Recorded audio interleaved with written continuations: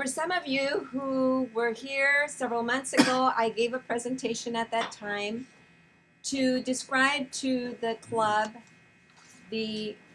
something on my heart, and that was to achieve what we call the DTM award. I didn't plan to do that when I started Toastmasters. I came because my husband joined Toastmasters, invited me to come, and I would hide behind him so no one would call me for a table topics. However, in the years that have gone by, I have gradually just done every step, followed through, been achieving the different requirements to come to this final point, which is to achieve the DTM award. It actually is the highest award you can get in this Toastmasters leadership and communication skills. We have one person in this club who has done this already, and that is Bert Vocera. So he was an inspiration to me, as he is to all the club. And he's a driver too, and every time I was going toward receiving a new award, he said, okay, now you got to go to the DTM award. So I thank him for his motivational and persuasion. How many of you are familiar with a situation that you just think to yourself, it shouldn't be like this. It doesn't have to be like this. There needs to be some change. We all see that around us every day, right? This was one of the requirements for fulfilling this high performance project. Find something, see what you can do to change it. This is an aspect that every leader has. Every leader is a person who sees a problem and says, I'm not just going to leave it like that and complain. I'm going to see, is there something that I can do to fix the problem? So I started thinking about my life, and I thought, what things are there in my life right now that really matter to me, that I see could use some change? Well, because of some life circumstances, I got involved with a group, and it's actually a church. It's called New Wine Church, and it has a home for women who have been under the tyranny and the slavery of addiction. When I started to have some more interaction with these women, I realized that there was one thing that was really lacking, and I just started to kind of consider my life, and I thought, I'm so thankful for Toastmasters, because Toastmasters has actually prepared me to be a person who could take this kind of initiative. Otherwise, I never would have done it. To be able to come up with a way to help these women, it needed somebody who could have gained communication and leadership skills. And I thought, okay, I've been prepared. So one of the main thing that I saw that they needed was being able to have interpersonal communications with each other. These women live in a home that has one large room. They have 4 bunk beds, and 8 women can come and live there. Do you know what that's like?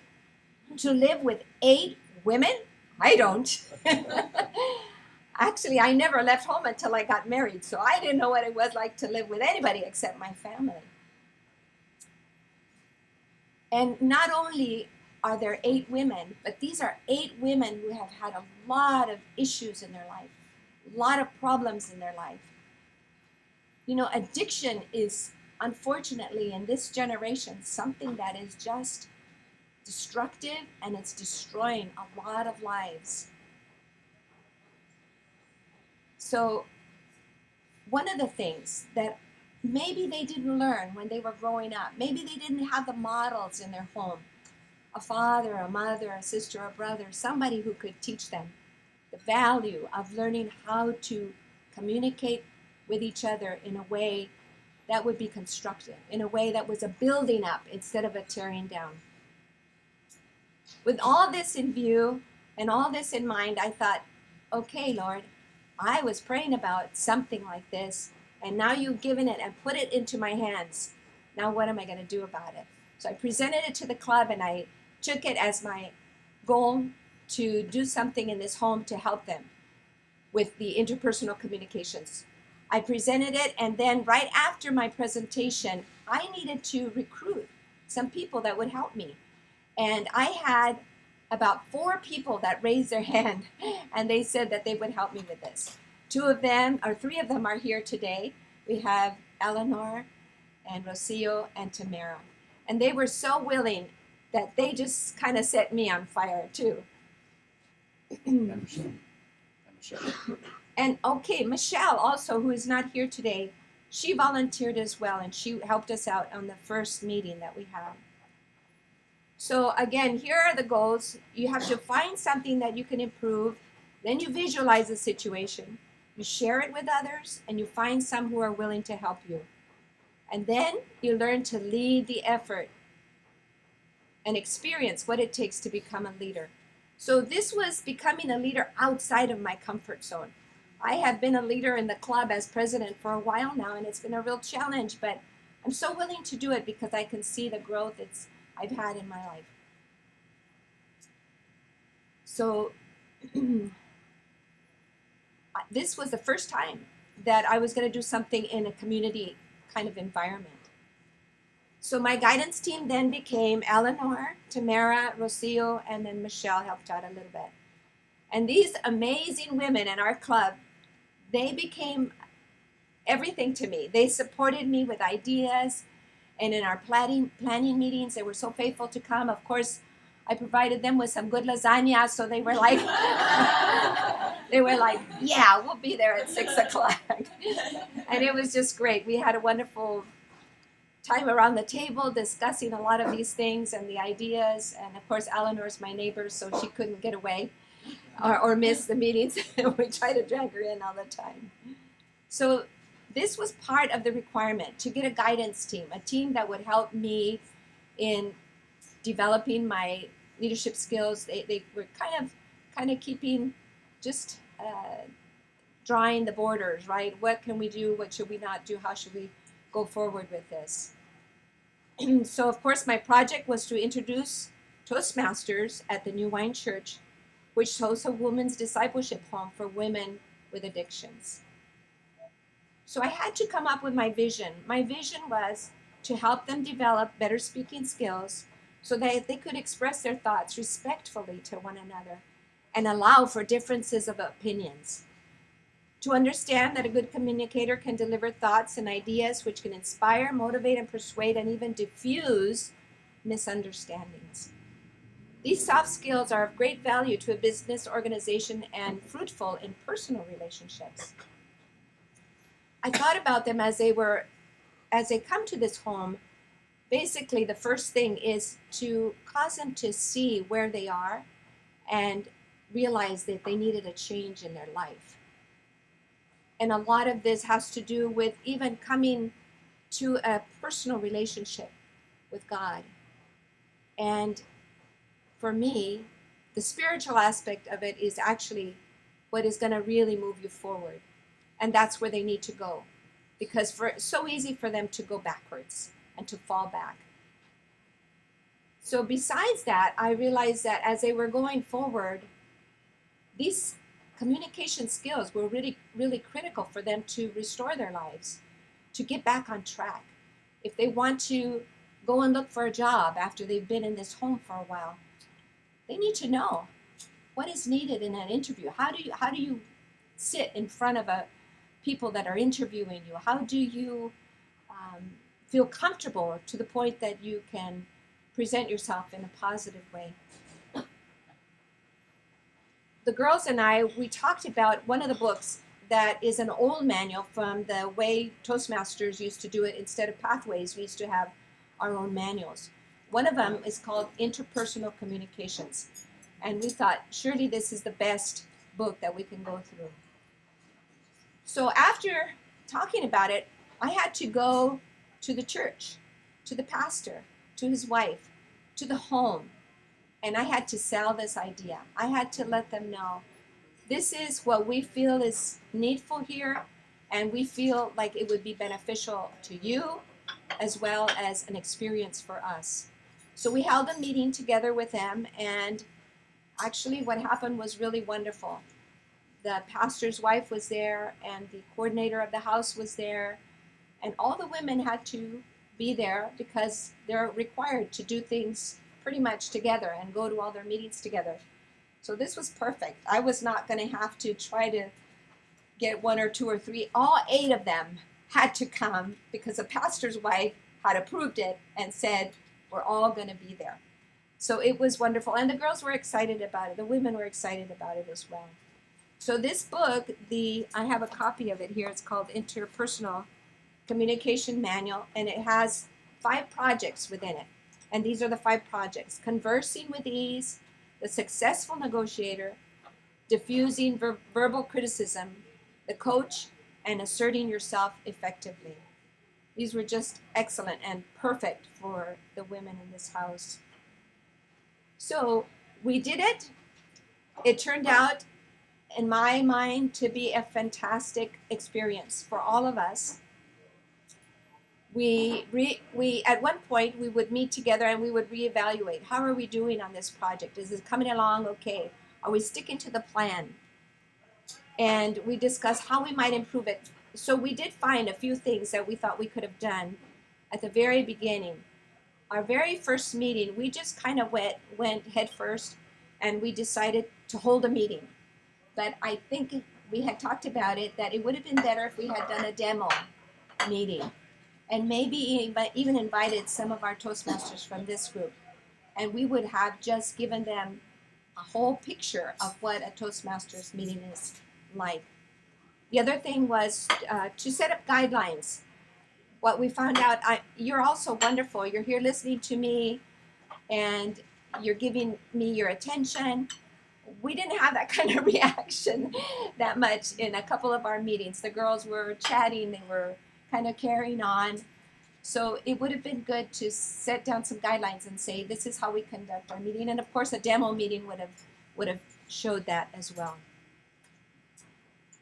The women that were on my guidance team, they're very skilled and very capable, and so I was so happy that they were on my team.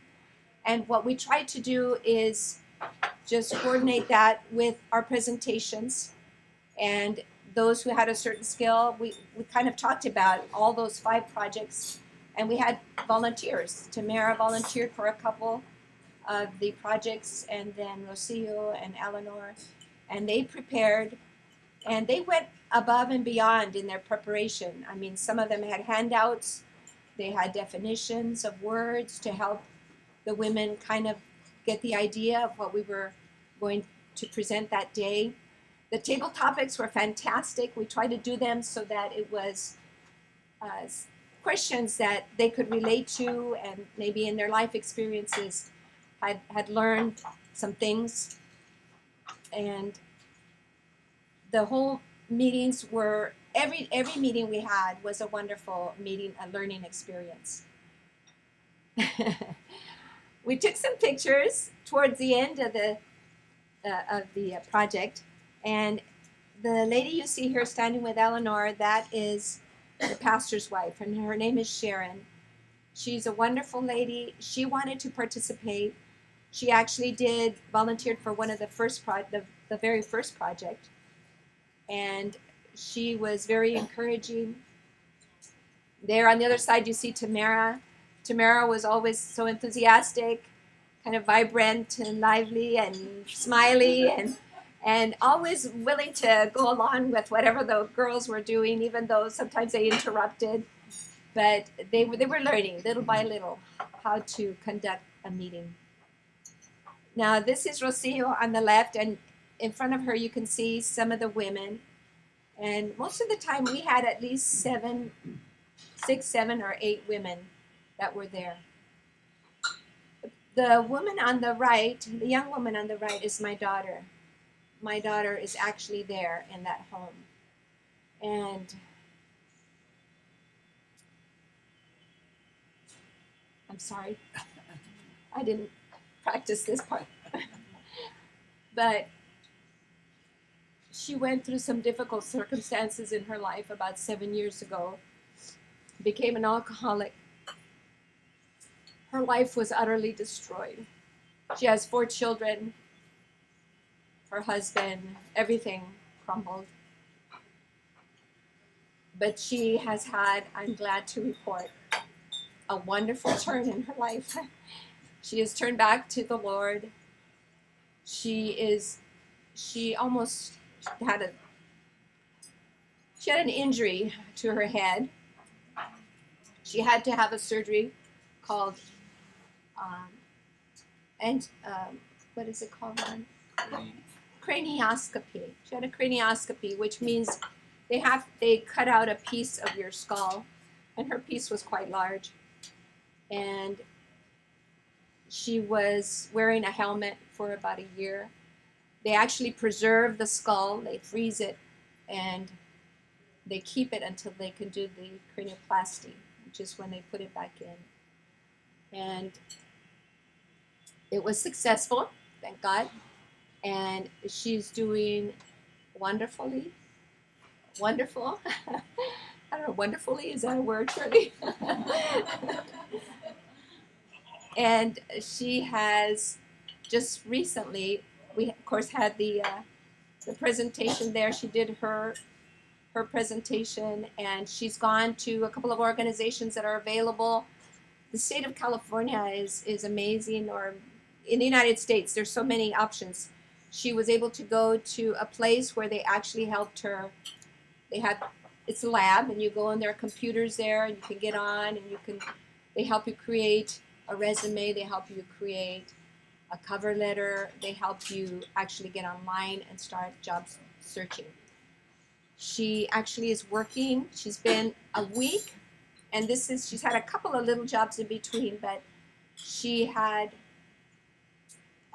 opportunity through a friend to apply for a job which is called a detox tech. And she said, Mom, everything I have learned has prepared me for this position. She's been there a week, and she's just so happy. She is so excited because there's a lot of young people there. As opposed to the home where she's in, there's a lot of older women, but these are young kids who have had problems with addictions, not only alcohol, but drugs. And she is just sharing her testimony. She is sharing her experience, and she's communicating it because she's gained a lot of wonderful skills through this project that we did there at the home. I would like if Tamara and Rocio and Eleanor could just give like a little table topics portion right at this point, and you can stay at your desk or at your the table and share with us a little bit about your experience in this project.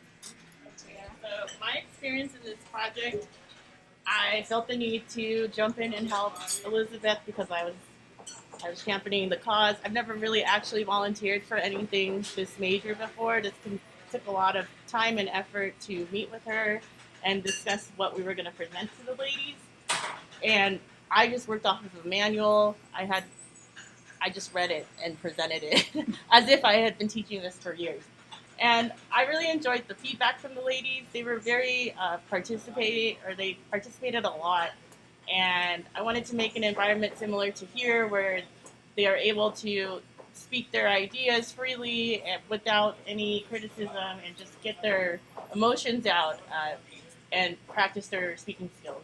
They aren't very shy at all. They actually talk a lot. And at table topics, most times you freeze up and you don't know what to say, but they had a great time doing table topics. Mm-hmm. And they're in a home where they're constantly working. They're not just laying around and then they come to this class at the end of the night. They have a job and they're working really hard and they're tired, and then they come to our class, and I just saw a lot of aha moments where what we were presenting, you could see they would think back and they were so engaged in it, and they would say, oh, I could have used this skill at this moment in my life, or I didn't know that this was a way to approach something that would have been really helpful had I known it earlier. So that was my big payoff, was seeing the aha moments, and that the stuff we were telling them or teaching them was connecting.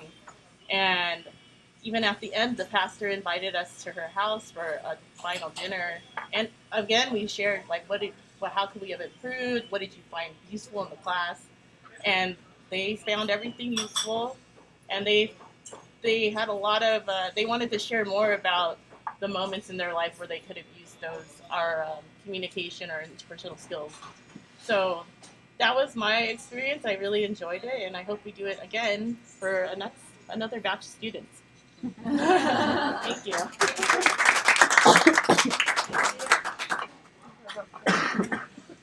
Well, for me, it was really interesting to see the women gathered around also, and I really learned a lot from them too, because for me, it's just like it was a aha moment for me as opposed to them aha moment.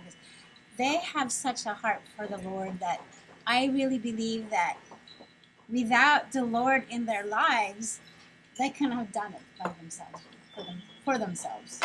Because I think before, when they got into that addiction, they were just thinking about themselves. But with their attitude now, they want to help others, and that's why they were into this interpersonal communication skills, because they want to get better. So all of them wants to get better in their lives.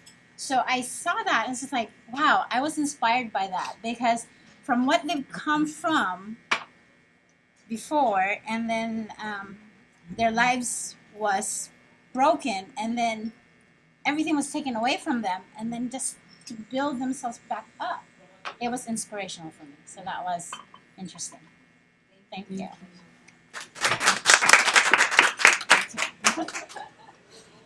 So initially, when I decided to volunteer because I feel like part of what I do, what I should be doing in life, is helping others once I feel like I've gone to a certain position. I might not be in the best position, but I feel like if I've gone through something, I should help someone that is struggling or is going through the same thing that I've gone to before.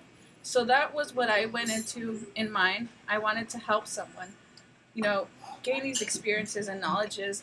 And the book that we went over together as a team and deciding what we were going to talk about, a lot of the topics we didn't really know about, or we did know that we had practiced, but it was just more clear in the booklet itself. And one of the topics that we discussed was how to assert ourselves effectively. So through the booklet, we read it as a team. We learned what exactly it meant to be asserting ourselves effectively. And I noticed that I wasn't doing that in the past. And going through the booklet itself and teaching the women how to assert themselves effectively, I learned how to assert myself effectively. So not only did I go in there and I saw them light up, with their smiles and their thoughts, but I also learned something from that experience. So I wasn't expecting to learn, but I did learn, and I taught them something. So it was a great experience overall. All three of you come up for a minute. Eleanor, Tamara, Lucille.